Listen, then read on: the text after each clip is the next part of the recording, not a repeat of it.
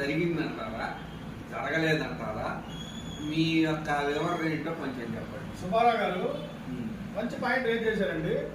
విడుదల రజనీ గారి గురించి ఆంధ్ర రాష్ట్ర ప్రజానికానికి చిలకలూరుపేట నియోజకవర్గానికి ప్రస్తుతం మాజీ ఎమ్మెల్యే, మాజీ మంత్రిగా ఉంటూ ఈరోజు వైఎస్ఆర్ పార్టీ ఇన్ఛార్జిగా వారి బాధ్యతలో ఉన్నారు.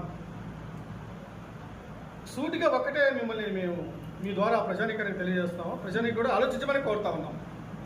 విడుదల రజనీ గారు వారు మంత్రిగా ఉన్నటువంటి సమయంలో అక్కడ ఉన్నటువంటి గ్రానైట్ వారి దగ్గర ఆ పొలాలన్నీ కూడా గతంలో వచ్చినటువంటి ఎస్సీ ఎస్టీలు అందరికి కూడా 100 ఎకరా పైచీలకు అనేది మా దృష్టికి వచ్చింది.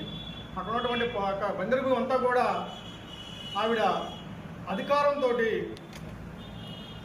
ఆ పవర్ ఉపయోగించి అధికారం ద్వారాగా ఆ యొక్క పొలాన్ని ఆక్రమణ చేసుకొని చాలా ఇబ్బందులకు గురి చేస్తుంది అక్కడ ఉన్నటువంటి ప్రజానికాన్ని, అక్కడ ఉన్న రైతుల్ని. వారు కూడా హైకోర్టు దాకా వెళ్ళారండి. ఆ తర్వాత ప్రభుత్వానికి కూడా తెలియపరిచారు, అలా ప్రభుత్వానికి కూడా తెలియపరిచారు.